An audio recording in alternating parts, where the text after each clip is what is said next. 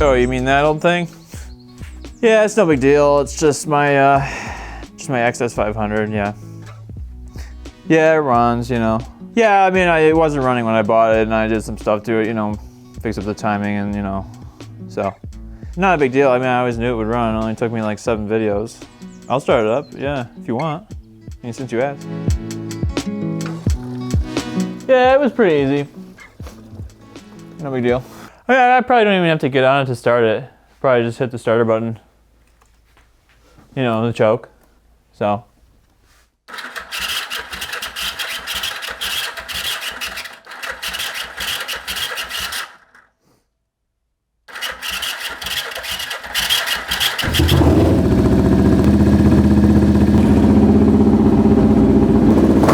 That's right. It runs. In case you're first tuning in, we're doing 30 videos in 30 days where we're doing mostly motorcycle stuff, some other random things, maybe some go-karts. Hit that subscribe if you're interested in that kind of stuff. Today I really want to take this thing for a ride, but first I want to get the mixture screws dialed in and just make sure the carburetors are in sync, so we're going to do that real quick. I'm not trying to pass away at a young age, so I'm going to open the garage door while I do this. I do want to check if it will actually start up with the starter motor, so...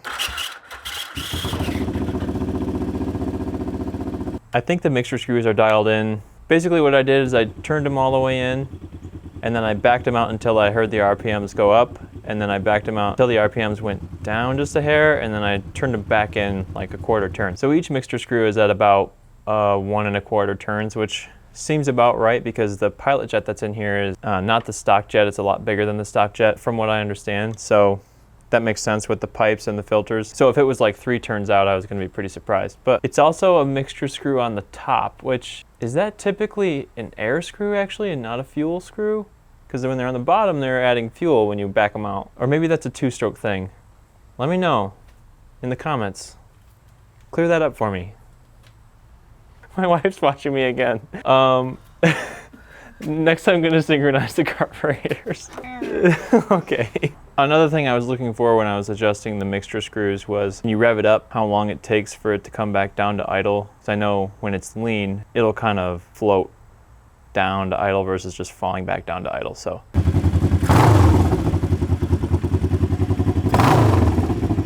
That is about the extent of my knowledge of how to adjust mixture screws, so if you have any techniques, appreciate you. I appreciate you in the comments. I appreciate you down there. Appreciate it. Synchronizing wasn't actually as hard as I thought it was going to be. Well, I guess it went smoother than usual. First thing to do was to get the vacuum tubes hooked up, and these vacuum ports used to have little spigots on them, I think, that made it easier to hook the tubes up, but the spigots have since come out, and the holes that are typically threaded are not threaded on this one, so I had to just wrap some electrical tape around the vacuum tube tester thingies, just shove them in there and make sure there weren't any vacuum leaks. Once I got the tubes in there, hook it up to the vacuum tester gauge. The next step was just to turn the bike on and get my screwdriver down deep in the bowels of the carburetors and turn the synchronization screw until these 2 bars were level with each other, showing that the throttles were open at exactly the same amount.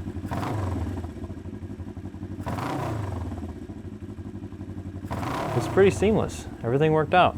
So we're synchronized, mixture screws are dialed in. I think it's time to take it for a ride. Ouch! Oh. Well, I figured out where the other spigot is for the vacuum port for the timing. They're vacuum operated petcocks, there's 2 of them, and the spigot's just stuck in the tube. Yeah, cool, so I have both spigots for the vacuum holes. The spigots can go in the hole and come out the holes. All right, I'll just take these old rivets out of there that had electrical tape on them. This thing's full of like, who knows how old gas, so I'm gonna drain this out real quick. There's always one more thing.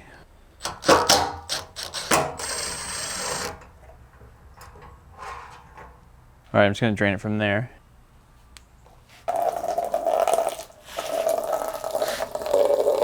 This is getting so much gas all over the place.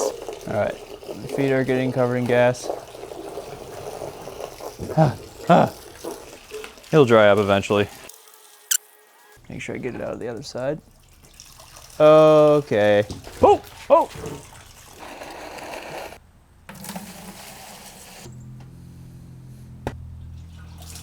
Shit.